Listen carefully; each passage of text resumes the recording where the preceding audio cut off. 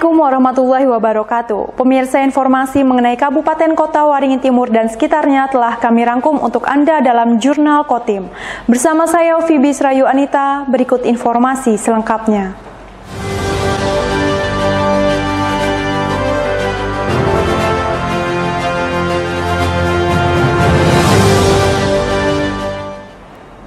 Universitas Muhammadiyah Sampit atau UMSA Kabupaten Kota Waringin Timur secara resmi diluncurkan. Peluncuran UMSA oleh Ketua Pengurus Pusat Muhammadiyah, Profesor Haidar Nasir, sebagai percepatan peningkatan mutu pendidikan dan sumber daya manusia di daerah. UMSA secara resmi diluncurkan pada Selasa 16 Mei di aula salah satu hotel di Kota Sampit. UMSA merupakan universitas ke-173 di bawah naungan organisasi Muhammadiyah. UMSA berdiri atas merger atau gabungan dua perguruan tinggi di Sampit, yakni Sekolah Tinggi Keguruan dan Ilmu Pendidikan Muhammadiyah Sampit dengan Akademi Kebidanan Muhammadiyah Sampit. Peluncuran UMSA dilakukan bersama dengan dilantiknya Ramadan Syah sebagai Rektor UMSA oleh Majelis Tinggi Diktilit Bank Muhammadiyah. Sementara peluncuran UMSA dilakukan langsung oleh Ketua Pengurus Pusat Muhammadiyah Profesor Haidar Nasir. Haidar Nasir menjelaskan keberadaan UMSA dengan 8 program studi bersama lembaga pendidikan lainnya sangat strategis dalam mempercepat peningkatan mutu pendidikan serta sumber daya manusia di daerah. Menurut Haidar Nasir, keterbatasan akses di daerah yang jauh dari pusat ibu kota negara membuat SDM sulit untuk berkembang. Untuk itu, kehadiran UMSA diharap dapat mendukung percepatan peningkatan SDM. Posisi UMSA ini strategis ya, dan akan menjadi penting bagi masyarakat Kota Waringin Timur. Pertama, untuk menjadi lembaga yang bersama lembaga pendidikan lainnya meningkatkan kualitas pendidikan di daerah.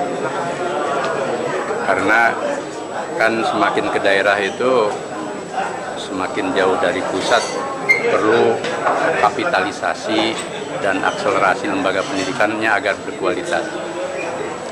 Di tengah persaingan global yang luar biasa dahsyatnya ya.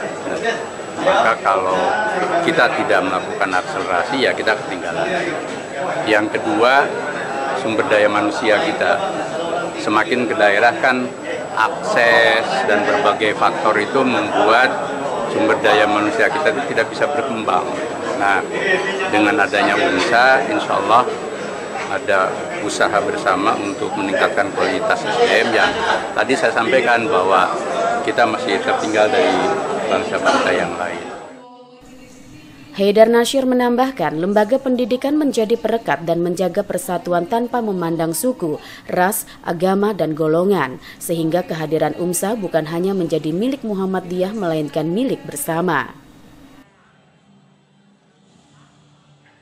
Masud Badarudin, Hayat TV.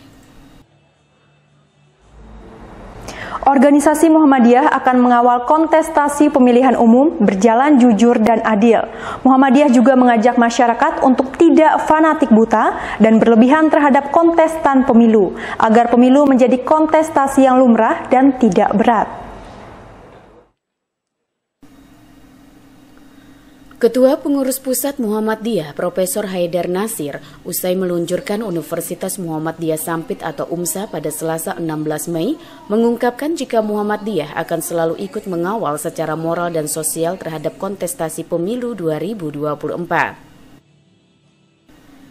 Organisasi besar Islam di Indonesia Muhammadiyah berharap pemilu berjalan jujur dan adil serta bermartabat. Menurut Haidar Nasir, penyelenggara pemilu termasuk pemerintah serta TNI dan Polri harus memposisikan diri sebagai wasit yang objektif, sebab jika kelompok netral tersebut menjadi partisan maka akan menimbulkan masalah. Haidar Nasir turut mengajak masyarakat menjadikan pemilu sebagai agenda 5 tahunan yang lumrah dan wajar. Fanatik buta serta berlebihan terhadap kontestan pemilu perlu dihindari agar pesta demokrasi tidak berat dan berjalan baik. Pernyataan-pernyataan provokatif yang membahayakan juga perlu diantisipasi agar tidak mengacaukan jalannya pemilu. Muhammadiyah selalu ikut mengawal secara moral dan sosial agar kontestasi pemilu berjalan normal, berjurdil dan bermartabat. Kita kelompok-kelompok masyarakat itu harus menjadikan pemilu ini sebagai kontestasi yang lumrah agar tidak terlalu berat beban lalu menjadi bersifat fanatik buta ya. Pilihan politik itu memang komitmen setiap orang, tetapi jangan fanatik berlebihan lalu yang membuat pemilu itu jadi berat sekali. Jangan sampai juga ada pernyataan-pernyataan bahwa kalau ini yang menang Indonesia terancam misalkan. Sebaliknya kalau ini yang menang Indonesia akan terjamin. Itu terlalu membawa suasana politik pada alarm. Jadi kita bawa kontestasi politik itu menjadi lebih wajar, dewasa, dan bangsa kita juga harus cerdas. Oke, terima kasih. Haidar Nasir juga mengajak seluruh pihak untuk menjadikan pemilu sebagai kontestasi politik secara dewasa dan bangsa Indonesia juga harus cerdas dalam menyikapi dan merespon berbagai persoalan yang ada. Masud Badarudin, Hayat TV.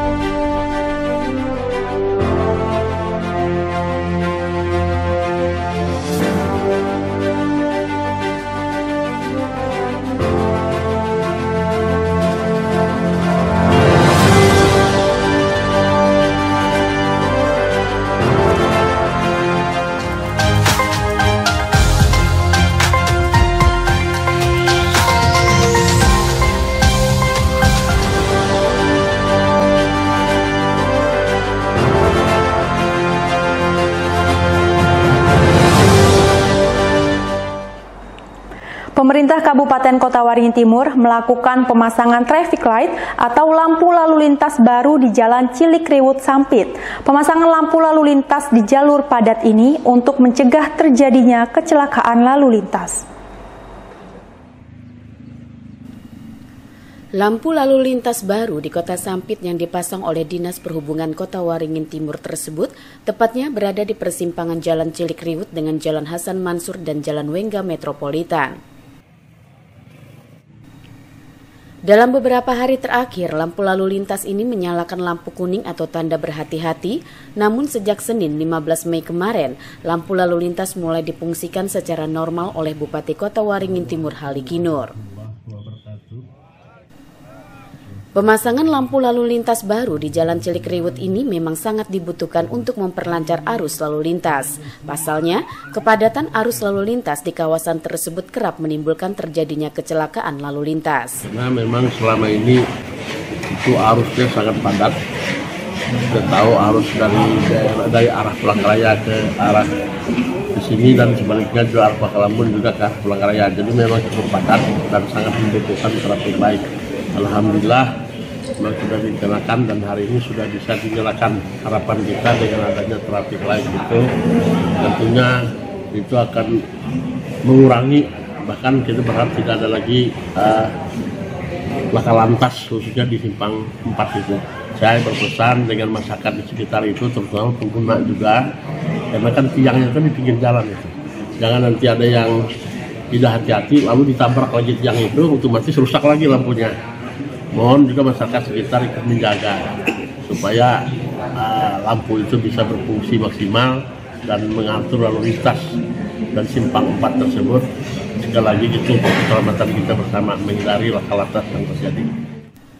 Durasi waktu nyala lampu lalu lintas ini bervariasi disesuaikan dengan tingkat kepadatan arus lalu lintas. Untuk di Jalan Cilikriwut durasinya selama 23 detik, Jalan Hasan Mansur 18 detik, dan Jalan Wengga Metropolitan 16 detik. Nah, di mana dengan harapan dengan adanya launching ini, lampu merah ini paling tidak ikut membantu membantu mengatasi dalam rangka lalu lintas kita. Karena akhir-akhir ini juga informasinya bahwa ada sering terjadi kecelakaan di simpang 4 ini. Kenapa? Karena kita juga menyadari bahwa tempat ini juga cukup padat sekali. Karena ada empat simpang yang harus diamankan. Oleh sebab itu, dengan keberadaan lampu merah ini atau traffic light ini paling tidak membantu masyarakat kita untuk bagaimana berlalu lintas dan kenyamanan mereka. Kenyamanan, keamanan bagi kita ini yang kita harapkan. Lampu lalu lintas baru ini dibangun dengan dana APBD sebesar 200 juta rupiah. Warga diajak untuk bersama-sama menjaga dan merawat fasilitas umum demi keselamatan lalu lintas agar lampu lalu lintas tersebut berumur panjang. Masud Badarudin, Hayat TV. Dalam masa peralihan musim dari penghujan menjadi kemarau, terjadi peningkatan kasus demam berdarah dengue di Kabupaten Kota Waringin Timur. Dalam kurun waktu 1,5 bulan terakhir, terdapat setidaknya ada 23 kasus DBD. Saat ini wilayah Kabupaten Kota Waringin Timur tengah memasuki masa peralihan musim, yaitu dari musim penghujan menjadi kemarau. BMKG setempat memperkirakan tahun ini musim kemarau di Kota Waringin Timur terjadi pada minggu ketiga bulan Mei ini. Peralihan musim mengakibatkan cuaca tidak menentu, dari yang awalnya panas terik mendadak turun hujan deras dengan waktu singkat. Pada masa ini, populasi nyamuk biasanya meningkat. Berdasarkan data Dinas Kesehatan setempat, dalam kurun waktu 1,5 bulan terakhir saja, setidaknya terdapat 23 kasus DBD di Kota Waringin Timur yang tersebar di 9 kecamatan. Sedangkan total kasus DBD secara keseluruhan sejak Januari hingga pertengahan Mei ini mencapai 49 kasus. Kasus terbanyak berada di Kecamatan Baamang dan Mentau Baru Ketapang. Mencegah penyebaran kasus DBD, Dinas Kesehatan melakukan fogging fokus atau pengasapan guna memberantas nyamuk DBD. Kelihatannya memang ada peningkatan, sehingga kita setiap ada laporan kasus yang dirawat di rumah sakit, kita langsung melakukan fogging. Jadi untuk sementara kita melakukan fogging untuk menghindari penyebaran berkembang biaknya nyamuk-nyamuk yang menyebabkan demam berdarah. Daerah mana yang sudah ada? Kalau data yang ada ini sudah hampir 9 kecamatan. Ini data yang sudah. Pak, untuk peningkatan kasus itu memang cenderung di musim peralihan musimnya seperti apa, Pak? Biasa seperti itulah, artinya demam berdarah ini yang perubahannya itu biasanya kita tren-trennya memang setiap tahun tuh kadang-kadang itu akan meningkat itu di awal-awal tahun, bisa di pertengahan tahun, tapi itu tergantung situasi sebenarnya. Masyarakat juga diimbau bersama-sama melakukan pemberantasan sarang nyamuk dengan 3M+, yakni menguras dan menutup tempat penampungan air, serta mengubur atau memanfaatkan barang bekas yang berpotensi menjadi sarang nyamuk. Masud Badarudin, Hayat TV. Demikian pemirsa, informasi tadi sekaligus menutup perjumpaan kita pada kali ini. Saya Fibis Rayu Anita mewakili jajaran yang bertugas mohon undur diri dari hadapan Anda. Terima kasih dan sampai jumpa. Wassalamualaikum warahmatullahi wabarakatuh.